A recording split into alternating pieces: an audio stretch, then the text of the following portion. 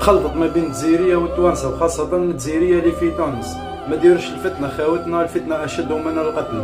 اما بالنسبه لقضيه خونا اسماعيل ساكر، نطلبوا اقصى العقوبه للفاعلين. الفاعلين راهم ناس يمثلوا الا انفسهم، ما يمثلوش الشعب التونسي كامل.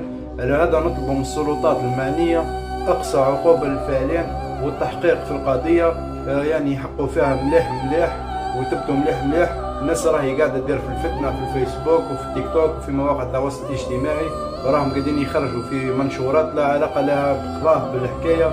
راهم جبدوا حكايه تاع خونا اللي مات حسن في مارسيل في فرنسا، ودخلوا هذه في هذه، وقاعدين يديروا في الفتنه ما بين الشعبين. اهم حاجه عندهم ماهيش قضيه تاع خونا اسماعيل ولا خونا حسن، اهم حاجه عندهم هي انهم يطلعوا لي باج تاعهم ويطلعوا الحسابات تاعهم كلها، ويهمهم الى الارقام والتفاعل والتعليقات. على هذا خاوتنا حذاري ثم حذاري.